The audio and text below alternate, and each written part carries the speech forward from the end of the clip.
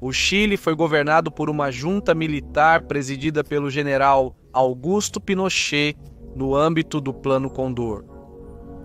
Décadas após seu período, este personagem continua sendo uma figura polêmica na história da região. Suas realizações, acertos, fracassos e crimes o tornam um dos homens mais adorados e repudiados pelo estamento político latino-americano. O certo é que seu governo marcou um antes e um depois, não só no Chile, mas também em toda a região.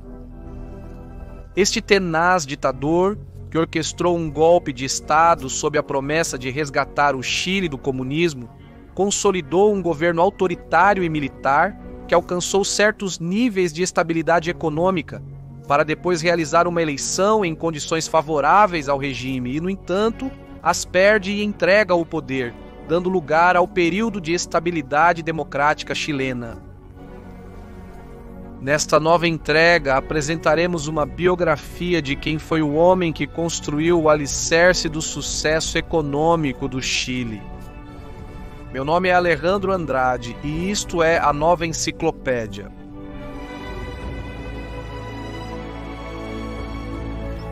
Por parte de seu pai, Augusto Pinochet tinha ascendência franco-bretã.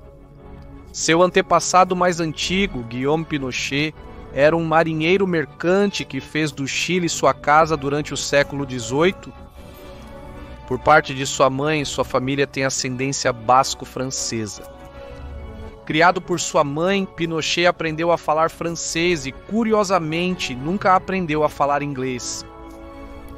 A família de Augusto Pinochet era bem acomodada e pôde pagar sua educação católica em uma escola particular de Valparaíso.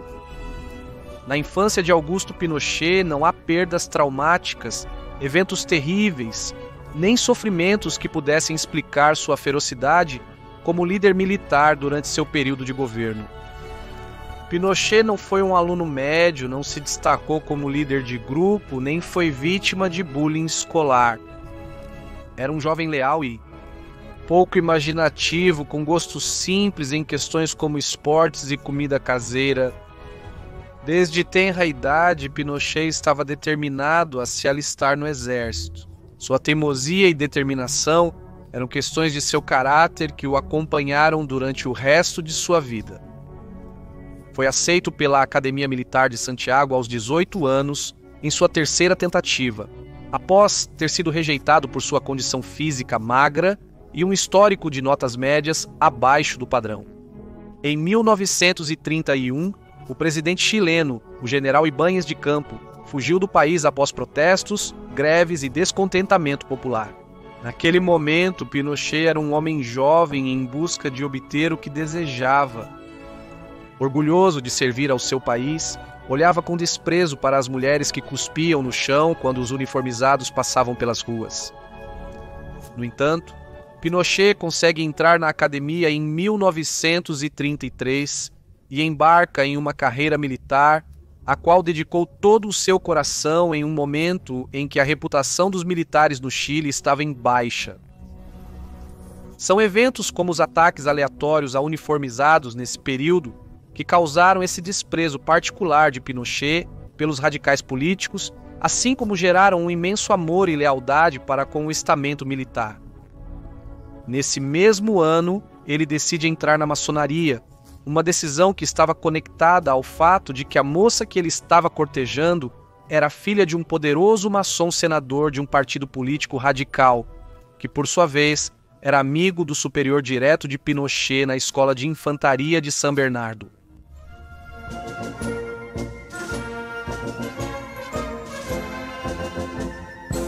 Ao se formar na academia em 1936, Pinochet fez um progresso lento, mas constante na hierarquia militar. Em 1943, Pinochet se casa com Lucia Iriarte, com grande pompa, em um casamento na Igreja dos Sagrados Corações em Santiago, com 300 convidados dos setores influentes da sociedade chilena. Pinochet, assim como seus antepassados, casou-se com uma mulher acima de sua classe social. Ao casamento compareceram pessoas de todas as posições políticas, bem como os presidentes do Clube de Automóveis e o presidente do Rotary Club. Ao se casar com Lucia Iriart, Pinochet pôde entrar em um clube social exclusivo de abastados. Lucia Iriart era uma mulher dominante, religiosa e socialmente ambígua que constantemente repreendia seu marido por seus comportamentos inaceitáveis nos círculos da alta sociedade chilena. Nos anos 40, a política chilena foi muito influenciada pelos conflitos da Guerra Mundial e, em 1947, o capitão Pinochet era o responsável no regimento de Iquique pela repressão comunista, a quem levava para o campo de concentração de Pisagua. Naqueles anos, Pinochet teria uma amarga confrontação com um senador de esquerda chamado Salvador Allende, que exigiu uma visita ao campo para se encontrar com os detidos. Há duas versões deste evento, a de Pinochet, que argumentou que Allende não tinha permissão notarial para fazê-lo, e a do poeta mapuche Andrés Bianchi, que sustentou que Allende desafiou a autoridade de Pinochet e conseguiu se reunir com os detidos, questão que incomodaria o então capitão. Para 1951, Pinochet era professor de geopolítica na Academia Militar e também era o editor da revista 100 Águias, uma publicação de antigos cadetes. Em 1968, ele e sua turma de oficiais foram convidados do governo americano e visitaram o Forte Leavenworth em Kansas para aprender técnicas de contra-insurgência baseadas nos métodos brutos do exército francês aplicados na Argélia. Entre esses métodos estavam a tortura e o assassinato como técnicas eficazes para combater o comunismo e os subversivos. Quando Eduardo Frei Montalva derrotou o marxista Salvador Allende nas eleições presidenciais do ano 64, parecia que o Chile estava a caminho de ser reformado e acabaria com as demandas de esquerda sem muito derramamento de sangue. Frei, como presidente chileno, foi pragmático e diplomático, preparado a todo momento para assumir compromissos a fim de assegurar a estabilidade social e evitar uma guerra civil. Rejeitou o peronismo de seus predecessores e abriu o Chile aos mercados internacionais, enquanto ao mesmo tempo buscava que o governo se apropriasse da maioria acionária das grandes empresas. Mas essa abordagem gradual de Frei, que buscava instaurar uma economia mista, visando assegurar a prosperidade chilena, não foi bem vista pelos elementos comunistas chilenos, os nacionalistas radicais e o centro anticomunista. Por enquanto, Salvador Allende só havia chegado ao segundo lugar nas eleições, esteve perto de ganhar no ano 58 e finalmente consegue reverter o resultado no ano 70, quando ganha a eleição contra todas as expectativas e com uma margem mínima de votos. Allende, um marxista de extração judaica, amigo da União Soviética.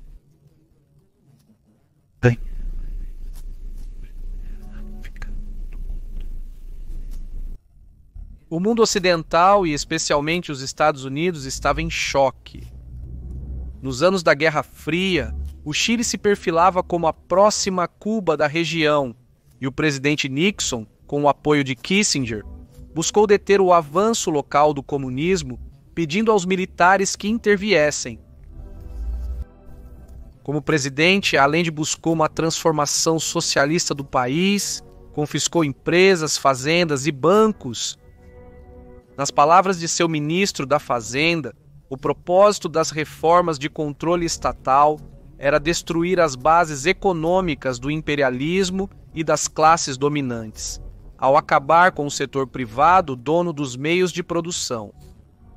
Allende monta medidas legislativas que foram muito bem recebidas, programas de habitação, o aumento do salário mínimo, e para o final de 1972, ele recebe a visita de Fidel Castro, que acaba se tornando uma espécie de assessor de fato para Allende.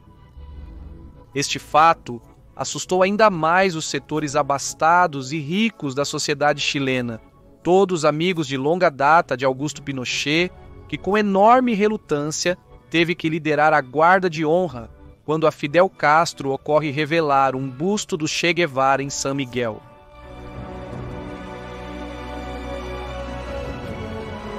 O êxtase dos primeiros meses da presidência de Allende desmoronou como um castelo de cartas.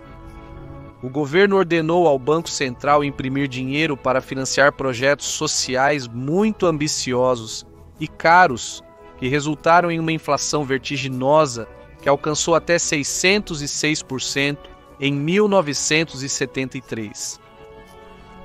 Do crescimento inicial, o Chile cambaleou em direção à recessão.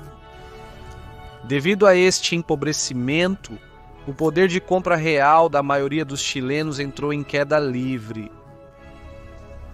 Talvez uma medida que tocou um nervo especialmente sensível foi a expropriação de fazendas, medidas que excederam em muito o alcance e a rapidez das expropriações que haviam ocorrido sob o presidente Frei Montalva. Quase 2 milhões de acres de terra foram expropriados nos primeiros 6 meses da presidência de Allende. Alguns proprietários de fazendas, suas terras e casas arrebatadas à força, queimaram seus edifícios desesperados. Em meados de 1973, o Estado havia expropriado mais de 15 milhões de acres de terra. Algo mais começou a acontecer durante o governo de Allende, que sem dúvida trouxe amargas lembranças a Pinochet. Os uniformizados voltavam a ser insultados nas ruas. Allende decidiu formar um novo governo com ministros das Forças Armadas, incluindo o comandante-em-chefe Carlos Prates como ministro da Defesa. O presidente rompeu com a doutrina Snyder, que consistia em que o exército chileno deveria manter-se neutro, um compromisso que até então, muito provavelmente, havia impedido que os oficiais descontentes considerassem uma ação militar contra o presidente. A decisão de Allende foi recebida com consternação por parte dos militares de alto escalão, a maioria dos quais não simpatizavam politicamente com o presidente. O novo alto cargo do governo, Carlos Prates, renunciou tanto como comandante-em-chefe quanto como ministro da Defesa, pouco tempo após sua nomeação. Em suas memórias, ele deu como razões para sua renúncia repentina sua falta de experiência como militar para gerenciar profissionalmente os conflitos políticos e seu ardente desejo de que as Forças Armadas não sucumbissem à insurreição que, em seu julgamento, seria fatal para a sobrevivência de um Estado constitucional. No mesmo dia em que Allende aceitou a renúncia de Carlos Prates, o cargo de comandante-em-chefe das Forças Armadas foi oferecido e aceito por Augusto Pinochet. Allende estava convencido até o fim da lealdade de Pinochet e, mesmo no dia do golpe, assumiu que a razão pela qual não conseguia se comunicar com Pinochet era porque os golpistas já o haviam prendido. A realidade é que as circunstâncias levavam Pinochet por um caminho muito diferente. O almirante Merino pela Marinha e o general Arellán pelo Exército haviam decidido dar um golpe de Estado com ou sem o apoio de Pinochet. A desconfiança em relação a Pinochet era alta entre os conspiradores e até houve uma discussão sobre se Pinochet deveria ser incluído na conspiração. Finalmente, concordou-se que Arellano deveria contar a Pinochet suas intenções e apresentar-lhe um convite de pegar ou largar. Uma vez comprometido, Pinochet não olhou para trás. Quando seu ajudante de campo Oswaldo Zavala expressou sua rejeição ao golpe, Pinochet imediatamente o fez prender. Os fatos do 11 de setembro são bem conhecidos. Com a força de um raio, as Forças Armadas atacaram. As ruas de Santiago se encheram de tanques. O Palácio Presidencial foi bombardeado e Allende morreu, tirando a própria vida, não sem antes deixar uma mensagem se despedindo de seus seguidores em uma linguagem que enfatizava a lealdade ao Chile, ao socialismo, e na qual denunciava os golpistas por traição à pátria e por agir em interesse de uma potência estrangeira.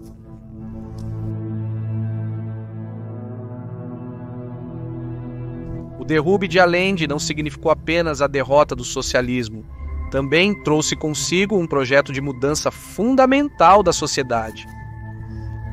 Os militares que assumiram as rédeas do poder após o golpe, rompendo com a tradição constitucional da instituição, estavam, no entanto, familiarizados com uma doutrina de segurança nacional, cujos princípios exaltavam as tradições da nação, enquanto rejeitavam o marxismo por considerá-lo o principal inimigo do Chile.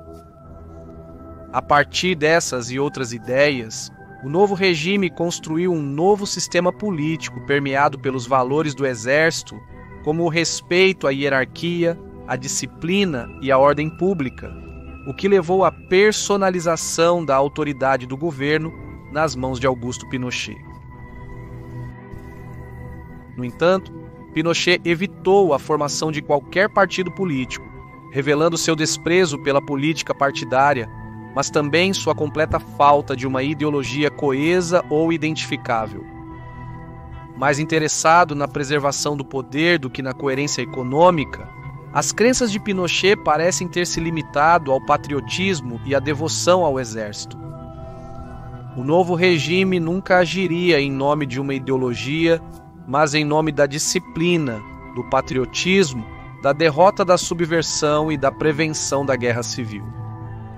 De fato, além dessas convicções militares no momento do golpe, eles não tinham um grau uniforme de adesão ideológica ou uma visão clara a longo prazo. Uma posição que se manteve firme desde o início foi o repúdio ao comunismo. O governo de Pinochet foi caracterizado por uma perseguição ferrenha a qualquer forma de oposição de esquerda. Este controle foi alcançado através da imposição de um regime de terror de Estado sistemático que cobrou um número incalculável de vítimas ao longo dos anos. No entanto, o governo não se baseou apenas no exército e na repressão para se manter, mas também no apoio constante de grupos influentes da sociedade civil que conseguiram se congraçar rapidamente com os líderes do novo governo. A primazia do modelo econômico liberal veio tempo depois, quando o Ministério da Fazenda começou a ser ocupado por homens com uma visão liberal em substituição aos oficiais do Exército, que estavam longe de serem liberais. Foi neste momento, no ano 75, quando o governo tomou a decisão de aplicar um choque econômico e abriu as portas da administração para os Chicago Boys. O programa econômico do governo abrangia 3 pontos principais. Primeiro, a abertura para o exterior, para o qual os tecnocratas defendiam uma redução geral das tarifas, a adoção de uma taxa de câmbio fixa e a eliminação de qualquer barreira que impedisse o livre fluxo de bens e serviços. O segundo ponto consistia em capacitar o mercado para fazer o que pudesse fazer e reduzir o papel do Estado ao cargo de mero vigilante, protetor, auxiliador e cooperador de certas iniciativas provenientes de determinados grupos de particulares. E o terceiro ponto foi a execução de uma nova política social, que, segundo as autoridades, deveria se concentrar na erradicação da pobreza extrema. Privatização da área social. No primeiro ano da privatização da área social, no primeiro ano de governo, até 115 grandes unidades produtivas da área social foram reintegradas a capitais nacionais e estrangeiros. E em 1975, muitas outras empresas estatais foram vendidas a conglomerados econômicos. O propósito dessas medidas era fomentar a competição e a eficiência e fazer com que todas as empresas fossem o mais rentáveis possível e chegassem ao autofinanciamento. Em relação às obras do governo de Allende, inicialmente o regime decidiu não reverter todas as medidas de seu odiado predecessor, e algumas das medidas só foram revertidas parcialmente com o tempo. Por exemplo, a indústria do cobre nacionalizada permaneceu nacionalizada e apenas cerca de 1/3 das terras agrícolas expropriadas foi devolvido aos seus proprietários originais. Allende havia abolido o sistema de fazendas de vastos latifúndios e o novo governo não tentou restaurá-lo. A razão dada pelo governo de Allende não foi apenas por sua desigualdade inerente, mas também por sua ineficiência. O governo de Pinochet não se comoveu muito com o argumento da desigualdade, mas concordou que o sistema de fazendas era ineficiente. Muitas terras agrícolas ficaram em pouso ou subexploradas. O Chile estava importando alimentos que poderia ter produzido no próprio país. Então, o que o governo de Pinochet fez com as 2/3 da terra que não devolveu aos seus donos? Terras foram leiloadas. Os camponeses das cooperativas tiveram a opção de comprar a terra em que trabalhavam. Como em tudo o mais que tentou economicamente, a propriedade privada e o pragmatismo foram a marca distintiva da política de Pinochet. Dado que o governo de Pinochet, com sua fé cega na economia de livre mercado, não ofereceu ajuda financeira de nenhum tipo aos pequenos proprietários, e nos anos seguintes, quando a economia vacilou, os pequenos proprietários venderam-se para as empresas agrícolas em constante crescimento. O sistema de fazendas não deu lugar a múltiplos minifúndios, mas à agroindústria do tipo que se viu então nos Estados Unidos e na União Europeia, e que posteriormente se tornou a norma em todo o mundo. Os convocados Chicago Boys puderam aplicar suas teorias monetaristas na prática sem uma incômoda oposição socialista, graças ao modelo político autoritário, o que lhes permitiu operar como em um laboratório de experimentação. Apesar dos altos custos sociais que a sociedade sofreu no início, a economia certamente se recuperou, e o próprio Friedman, que visitou Pinochet pessoalmente, descreveu o boom econômico sob Pinochet como o milagre do Chile. A nova política econômica marcou o início de uma ruptura radical com o desenvolvimentismo, termo que se refere ao keynesianismo sul-americano. Seu modelo era o de um capitalismo com poucas restrições. Em resumo, embora Pinochet tenha sido um promotor impiedoso da ordem que não se envergonhava de usar a tortura como arma de terror e intimidação, ele recorria a pessoas mais versadas do que ele neste assunto. Em 1000 pessoas mais versadas do que ele neste assunto,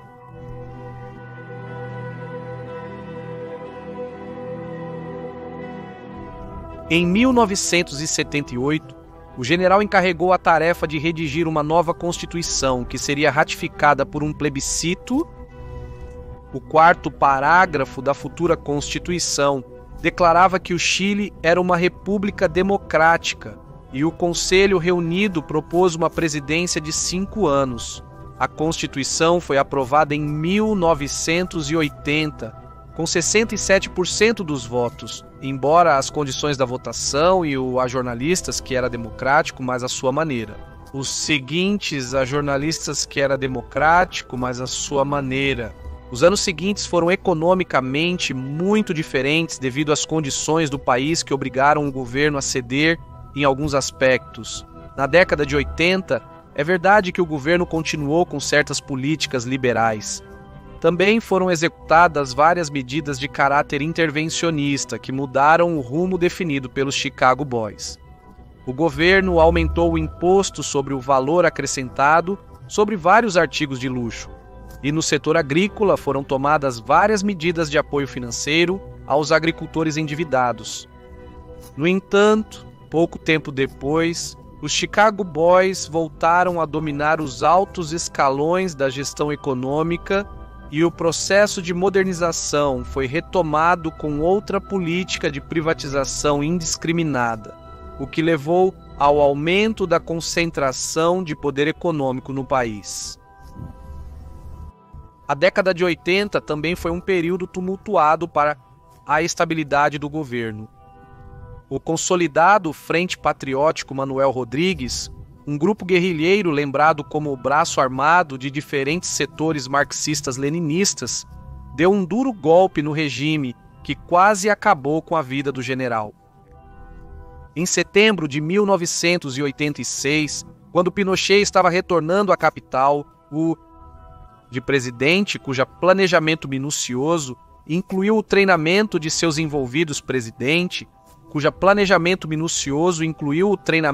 seus envolvidos em Cuba e o uso de armamento de guerra.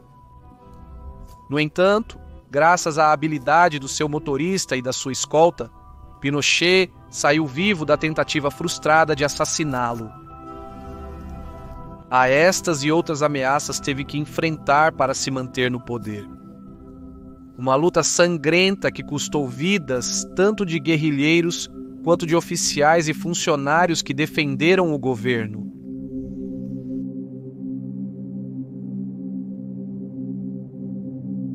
O fim de Pinochet se formou sob suas próprias regras. No final da década de 80, já algumas agrupações de oposição já legalizadas, o governo realizou um plebiscito amparado pela Constituição para que a população determinasse se ele permaneceria no poder. No dia do plebiscito, as mesas foram guardadas pelo poder.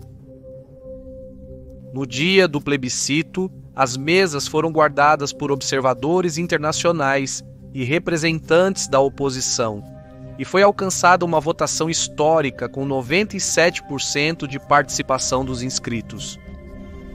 Contra todas as expectativas, o não venceu com 55,9% dos votos totais, iniciando assim o processo de democratização do país. Após longos anos de ditadura, Pinochet cederia o poder ao candidato vencedor de uma eleição transparente. No entanto, o general continuaria por vários anos mais como comandante em chefe do exército, graças à Constituição e a uma lei de anistia que absolviam qualquer militar acusado de violações dos direitos humanos. E depois de se aposentar do exército, continuou na vida pública como senador vitalício, até que foi preso na Grã-Bretanha por sua suposta envolvimento em vários crimes contra a humanidade cometidos no âmbito da Operação de Pinochet, foram marcados pela amargura e depressão.